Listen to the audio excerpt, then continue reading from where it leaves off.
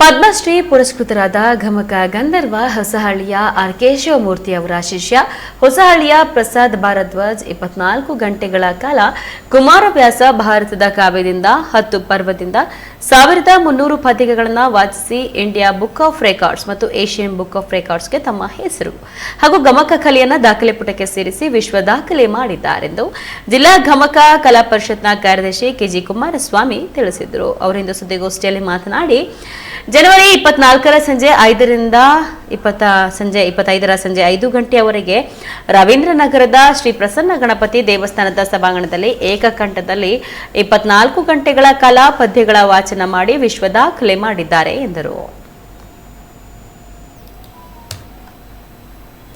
ಇಟ್ಕೊಂಡು ಅವರು ಈ ಕೆಲಸವನ್ನು ಮಾಡಿದ್ದಾರೆ. ಕಳೆದ 4 ವರ್ಷಗಳ ಹಿಂದೆ ಕರ್ನಾಟಕಕ್ಕೆ ಈ ಗಮಕ ಕಲೆಗೆ ಪದ್ಮಶ್ರೀ ಪ್ರಶಸ್ತಿ ಬಂದಿತ್ತು. ತಮಗೆಲ್ಲ ಗೊತ್ತಿದೆ.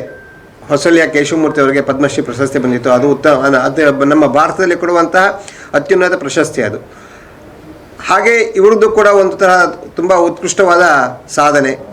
ಈ ಸಾಧನೆಯ ಬಗ್ಗೆ ತಾವುಗಳೆಲ್ಲ ಪೇಪರಲ್ಲಿ ಅತ್ಯಂತ ಹೆಚ್ಚಿನ ವಿಷಯವಾಗಿ ಪ್ರಚಾರ ಮಾಡಿ ನಮಗೆ ಕಾರ್ಯಕ್ರಮ ಯಶಸ್ವಿಯಾಗಿ ನೋಡ್ಕೊಂಡಿದ್ದೀರಾ. ಅದಕ್ಕೆ ತಮಗೆಲ್ಲ ಧನ್ಯವಾದಗಳನ್ನು ಹೇಳ್ತಾ, ಈ ಪ್ರಶಸ್ತಿ ಬಂದ ಸಂದರ್ಭದಲ್ಲಿ ತಾವು ಕೂಡ ಮತ್ತೊಮ್ಮೆ ಇದ್ರ ವಿಷಯವಾಗಿ ತಮ್ಮ ಪತ್ರಿಕೆಗಳಲ್ಲಿ ಮಾಡಬೇಕು ಅಂತ ಹೇಳ್ಕೊಂಡು ಈ ಪತ್ರಿಕಾಗೋಷ್ಠಿಯನ್ನು ಕರೆದಿದ್ದೀವಿ. ತಾವೇನಾದ್ರು ಯಾರು ಕೇಳೋರು ಇದ್ರೆ ಕೇಳ್ಬೋದು.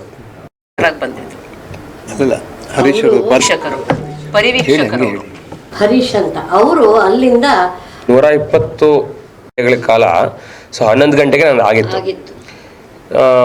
ಮಧ್ಯರಾತ್ರಿ 1:15ಕ್ಕೆ ನನ್ನ ಇಂಡಿಯಾ ಬುಕ್ ಆಫ್ ರೆಕಾರ್ಡ್ಸಿಗೆ ಆಗಿತ್ತು.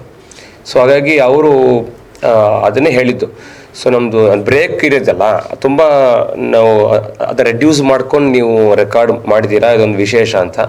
ಸೊ ತುಂಬ ಖುಷಿ ಅಂತಂದರೆ ಇಡೀ ದೇಶದಲ್ಲೆಲ್ಲ ವಿಶ್ವದಲ್ಲೇ ಗಮಕ ಕ್ಷೇತ್ರದಲ್ಲಿ ವರ್ಲ್ಡ್ ರೆಕಾರ್ಡ್ ಮಾಡಿರೋದು ಇದು ಮೊಟ್ಟ ಮೊದಲ ಬಾರಿಗೆ. ಅದು ನಮ್ಮ ಶಿವಮೊಗ್ಗದವರು, ನಾವೆಲ್ಲ ಶಿವಮೊಗ್ಗದವರು ಅಂತ ಹೇಳ್ಕೊಳ್ಳೋಕ್ಕೂ ನಮಗೆ ಹೆಮ್ಮೆ.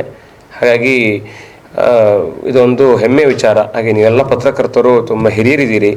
ನೀವೆಲ್ಲ ಈ ಗಮಕ ಕಲೆಗೋಸ್ಕರನೇ ಸ್ವಲ್ಪ ಇದನ್ನು ವಿಶೇಷವಾಗಿ ಹಾಕಿ ಇದರಿಂದ ಯಾರಾದರೂ ಒಂದು 4-5 ಜನ ಗಮಕಕ್ಕೆ ಬಂದರೆ ಈ ಒಂದು ವಿಶ್ವ ದಾಖಲೆ ಮಾಡೋದು ಸಾರ್ಥಕ ಆಗತ್ತೆ ಅಷ್ಟೇ. ಹೊಟ್ಟೆ ಪಾಡಬೇಕು ಅಂದರೆ ನಮಗೆ ವಾಯ್ಸ್ ಬೇಕು. ಯಾಕೆ ಪ್ರೆಸ್ ಮೀಟ್ ಇನ್ನೂ ನೀವು ನಮ್ಗೆ ಮಾಡಿಲ್ಲ ಅಂತ ಹೇಳಿ